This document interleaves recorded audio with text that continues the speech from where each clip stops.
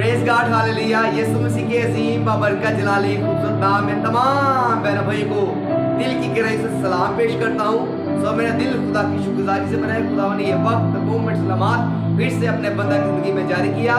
सो अजीज बहन भाई, आज फिर मैं खुदा के फजल से आपके साथ खुदा कलाम की मीठी बातों को शेयर करना चाहता हूँ। सो अजीज बहन भाई, आए इस खूबसूरत वक्त में खुदा के कलाम को खोलेंगे।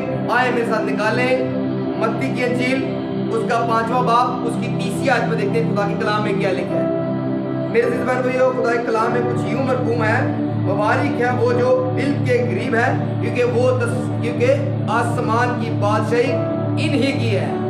आमीन। फिर से दोबारा से आयत को रिपीट करना चाहूंगा आपके लिए। बाइबल में लिखा है, 30वीं आयत में लिखा है, मुबारक है वो जो दिल के गरीब है, क्योंकि आसमान की बादशाही इन्हीं की है। 4थी आयत में लिखा है, मुबारक है वो जो दिल के गरीब है, क्योंकि वो तसल्ली पाएंगे। 5वीं आयत में लिखा है, मुबारक है वो जो हलीम है, क्योंकि वो जमीन के वारिस होंगे। आमीन। मेरे अजीज बहन भाइयों, यीशु मसीह के आगे भीड़ बैठी हुई है।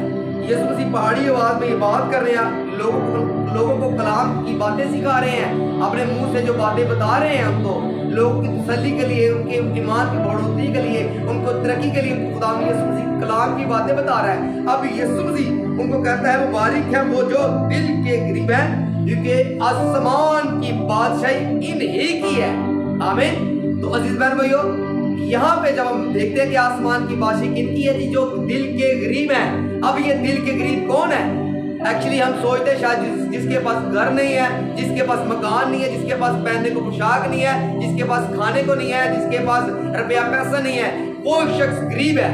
एक्चुअली यीशु मसीह ये बात नहीं हमें सिखा रहे हैं। आमीन। आए बाइबल में से देखेंगे इनके बारे में यीशु दिल का गरीब कह रहे हैं। आमीन। आए मेरे साथ निकालेंगे, हालेलुया, मेरे साथ निकालेंगे पहला सलातीन उसका 3रा चैप्टर मेरे साथ निकाले। 3रा चैप्टर में उसकी 10 आयत में लिखा है, यहाँ पे लिखा है, 10 आयत पढ़ते हैं यीशु मसीह के नाम से। यहाँ पे लिखा है, ये बात खुदावंद को पसंद आई कि सुलेमान ने चीज मांगी।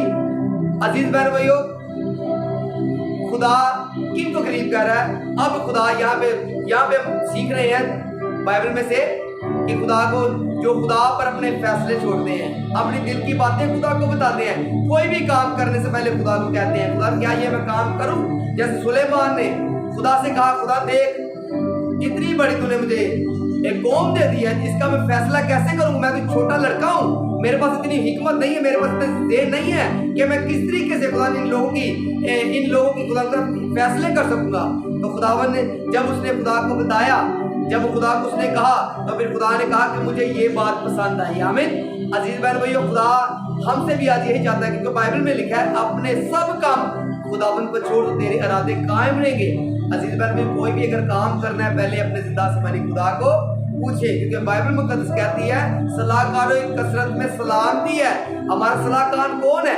हमारा यीशु मसीह सलाहकार है। अगर हमसे सलाह करेंगे तो फिर हम वो नेकी हिदायत देगा, ताकि अगर कोई हम ऐसा काम करने वाले हैं, कोई नया कारोबार करने वाले हैं, कोई रिश्ता करने वाले हैं, तो पहले हम यीशु मसीह से पूछें, क्या यीशु मसीह मैं अपनी बेटी का, अपने बेटे का ये रिश्ता कर दूं? क्या यीशु मसीह मैं तेरी खिदमत को सरंजाम देना चाहता हूँ, मैं तेरी खिदमत शुरू कर दूं? पहले यीशु मसीह से पूछें। जब यीशु मसीह से आप पूछेंगे तो आपकी खिदमत और आपका किया हुआ फैसला कभी भी रोंग नहीं जाएगा। आमीन। हालेलुया।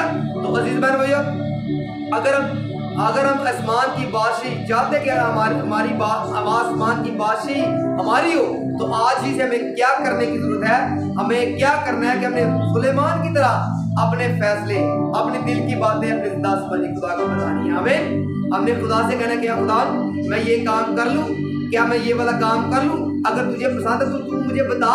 तो खुदा फिर बताएगा, जैसे खुदा ने सुलेमान को बताया। खुदा ने कहा, जो तूने मुझसे मांगा है मैं तुझे इससे बढ़कर भी दूंगा, तुझे मैं हिकमत भी दूंगा, अक्ल भी दूंगा, ऐसी हिकमत दूंगा ना किसी के पास होगी, ना किसी को दूंगा।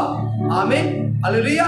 तो अजीज बहन भैया, हमें खुदा पर यकीन रखना, खुदा पर भरोसा रखना और खुदा को ही बताना है।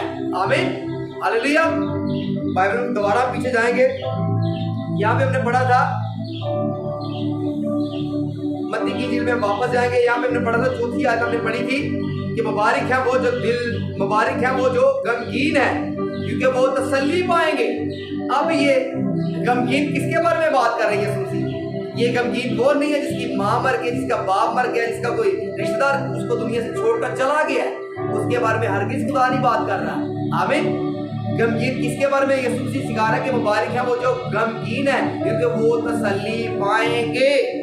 عزیز بھائیو، تسلی کون پائے گا؟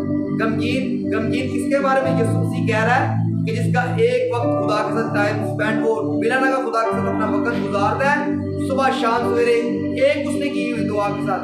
اگر ایک ٹائم اس سے سکپ ہو گیا ہے، جیسے کہ اگر اکثریت ہم رات کو سوتے ہیں تو بعض کا ہماری آنکھ نہیں بھی کھلتی، تو جو ہمارا دعا کا ٹائم ہے اس ٹائم تو وہ نکل گیا ہے، تو پھر جب ہم صبح اٹھتے ہیں تو پھر ہم افسوس کرتے ہیں یار رات کو میرا ٹائم دعا کا تھا، مجھ سے اٹھا نہیں گیا۔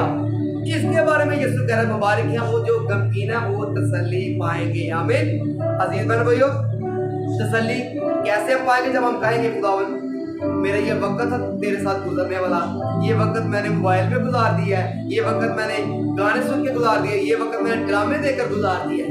میرے عزیز بھائیو، اگر ہم روحانی ہیں تو ہمیں وہ فکر ہوگی، ہم پریشان ہوں گے، کیونکہ ہمارا جو وقت خدا کے ساتھ گزرنے والا تھا وہ شیطان نے کچھ ہمارے وقت کو ضائع کیا، ہمیں دنیا داری کاموں میں لگا دیا۔